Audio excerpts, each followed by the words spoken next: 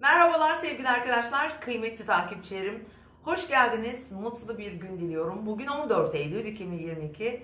Haftanın ortasına geldik, çarşamba. Evet, hafta boyunca süren Mars-Venüs karesi tabii ki ilişkilerimizi zorluyor. Hafta sonuna kadar bu etki devam edecek. Ama bugün bu alanda önemli bir fırsat doğuyor. Çünkü gökyüzünde gerçekten ilişkilerimizi tamir edebilecek, maddi manevi bu arada, bir açımız var. Hatta iki tane açımız var. Şimdi onlardan bahsedeceğim size. Öncelikle şunu söylemeliyim ki Ay Boğa burcunda biraz daha huzurlu bir gün nispeten. Daha rahat, daha konforumuza, maddi manevi güvenliğimize önem verdiğimiz bir gün olacak bugün. Para anlamında tabii ki daha çok maddi değerler, kazançlar, harcamalar ve biraz daha böyle bereketimizi temsil eden konular, işte birikimlerimiz diyelim, gündemimizde olacaktır. Diğer yandan Ay Boğa burcunda tabii ki sevgi, şefkat, özellikle sadakat burada çok önem taşıyor. Beslenme ile ilgili konular keza öyle. Genel olarak da toprağı ilgilendiren konular, para piyasaları gündemimizde olacak arkadaşlar. Bugün Venüs'ün Başak burcunda olduğunu ve saat tam olarak 11:41 arasında Ay ve Venüs arasında çok uyumlu, verimli bir açı oluşuyor arkadaşlar. Bilhassa maddi manevi konularda değerlendirebiliriz. Özellikle aşk, maddi değerlerimiz, özel ilişkiler veya sosyal ilişkilerimizde. Şimdi Venüs ve Ay'ın uyumlu açıları her zaman her ay önemlidir. Aşk hayatımız için çok önemlidir. Kadın figürlerle ilişkilerimiz için çok önemli ve değerlendirilebilir. Maddi kazançlar, gelirler anlamında çok faydalıdır. Özellikle Boğa burcunda olduğunda kesinlikle tabii parayı temsil edecektir. Ama bugün bilhassa mesela iş hayatı ile ilgili de önemli gelişmeler getirebilir. Telefonlar çalacak bugün. Haberleşme, iletişim olacak. Özellikle size bir saat vereceğim ki o saatte harekete geçerseniz, bir hamlede bulunursanız, bu bir bankayı aramak da olabilir. Bir bankadan olumlu bir cevap bekliyorsanız veya bir başvuru içinde, ilişkinizle ilgili önemli bir konuyu gündeme getirmek için veya kırgınlıklar olduysa, dargınlıklar olduysa yine bu saati kullanın. Mutlaka kullanın ve aşağıya not düşün arkadaşlar. 10:47, 11:50 tam bu saatler arasında tam harekete geçmek, eyleme geçme saatidir. Sevdiğiniz herhangi bir işi de yapabilirsiniz burada. Annenizi veya kardeşinizi, çocuklarınızla ilgili konuları, onların genel sağlık durumu, iş hayatı, akrabalarınız, sosyal ilişkileriniz için kesinlikle değerlendirmenizi tavsiye ediyorum. Merkür'ün retro olduğunu düşündüğümüzde tabii ki biraz öncesinde problem olmuş konular, takıntılar, özellikle iş anlaşmaları belki olacak. Sağlıkla ilgili konularda bazı geri dönüşler ve bazıları da fırsata çevirecek geri dönüşler olabilir açıkçası. Doğum haritalarınızda, doğum haritasında Merkür'ü, Mars'ı retro olan bir arkadaş mesela bu görünümü fırsata çevirebilir. Mesela bazı haksızlığa uğramış kişiler vardır ve burada kendini aklamak için fırsatlar bulabilirler. Ya da kaybettiğiniz bir şey bulabilirsiniz. Bu bir maddi değer olan bir şey de olabilir. Sevgiyle ilgili, paylaşımlarınızla ilgili bir konuda da kazanımlar sağlayabilir. Bu saat gerçekten harekete geçmek için aslında bu haftanın en güzel saati olduğunu söyleyebilirim kıymetli dostlarım. Öte yandan yine bir saatimiz var. Kesinlikle kazançlarımız için, para kazanmak bu daha fazla aslında olacak. Değerlendirin. Şimdi bugün tam olarak 16:47, 17:47 arasında Ay kuzey düğümüne kavuşuyor. Bu da ayda bir kere gerçekleşen bir açı. Şimdi Ay'ın bu kuzey düğümüne kavuşması demek tabii ki toprak grubunda Venüs'le de uyumlu açısı var. Aynı zamanda Güneş'e uyumlu açısı var.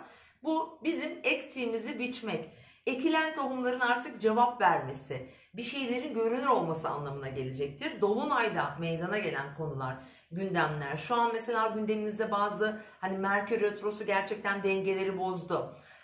Problem varsa işte bu açılar altında ki bilhassa para diye tekrar altını çiziyorum, kazançlar elde ettirebilir. Bilhassa bu saati eğer değerlendirirseniz arkadaşlar 16:47, 18:04. Bu da çok şanslı bir saattir. Hem dediğim gibi maddi konularda şans getirecektir. Önemli bir işe başlamak, yeni bir karar vermek, girişimde bulunmak, bir imza atmak için şahane bir saat, şahane bir gün. Tabii ki Merkür Retrosu eğer sizin doğum haritanızda uyumlu bir yerleşimdeyse. Ha değilse ne yapacağız? Mutlaka durumları değerlendireceğiz. Bir kenara koyacağız ve Merkür Retrosu bittikten sonra da o konu üzerinde harekete geçeceğiz. Biz yine de bunları değerlendirmeliyiz. Diğer yandan gün boyunca ayın Boğa burcunda olduğunu düşünürsek tabii ki biraz daha huzur, sakinlik, huzur ve sakinlik içinde yaşamak, saatlerimizi geçirmek isteyeceğiz. Yeme içme biraz daha fazlaca olacak, iştah artışı fazla olacaktır kıymetli dostlarım. Şimdi bugün her gün verdiğim klasik 3 tane saati veriyorum. Bugün gökyüzünde çok zorlayıcı açılar yok, daha sakin bir gün.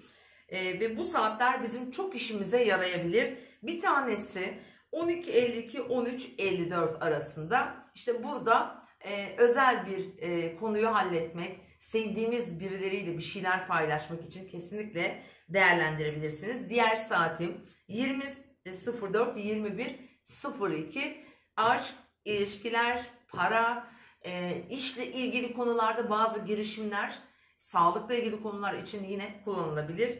Diğer bir saatim ise 02.48-03.45. Bu da bize huzur veren, biraz daha böyle keyif veren bir saat olacak. Akşam ve gece saatlerinde özellikle de kendimiz için aslında değerlendirip kullanalım. Evet, bugün harekete geçmek için tekrarlayacağım bu saati lütfen kullanın arkadaşlar. 10.47-11.50 harekete geçmek için bir şeyler yapmak, bir şeyleri doğru planlamak için güzel bir saat. Şanslı saatimizi tekrar söylüyorum. 16.47-18.04 kıymetli dostlarım. Ve bugün Merkür aktif bir gün. Merkür terazide olduğuna göre ilişkilerimiz hakkında bazı ön yargıları kırabiliriz mesela. Çocuklarla ilgili konular için bunlar önemli, değerli olabilir. Aynı şekilde iş hayatı ile ilgili olacaktır. Sağlıkla ilgili güzel gelişmeler, güzel haberler alınabilir. Bir diğer yandan para piyasaları ile ilgili konuşmam gerekirse ise arkadaşlar, Mars bugün para hanesinde ve Mars'ın gerçi çok zorlayıcı açısı yok ama Mars İkizler Burcu'nda. Orada bir hareketlilik söz konusu olabilir. Çünkü hızlı hareket ediyor. Dengesiz, hiç belli olmayan bazı hareketler olabilir piyasalarda kıymetli dostlar. Bu şu anda tabii ki Merkür tarafından yönetiliyor. Merkür'de retro. Biraz geriye dönüş olabilir.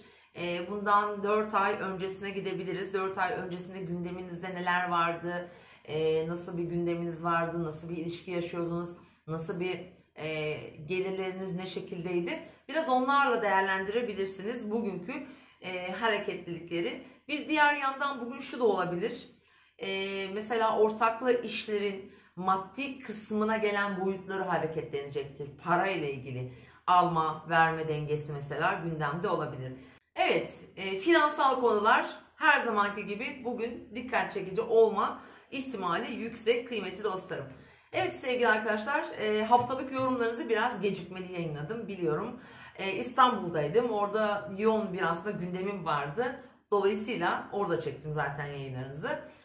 Gecikti. Şimdi artık normal rutin hayatımıza geri dönüyoruz. İnşallah normal buradan sizlere günlük yorumları yapmaya devam edeceğim. Siz benim arkamda durduğunuz sürece diyorum. Sizi seviyorum. Haftalık yorumlarınızı dinleyin lütfen, izleyin. Kendinize iyi bakın. Mutlu bir gün diliyorum. Hoşça kalın.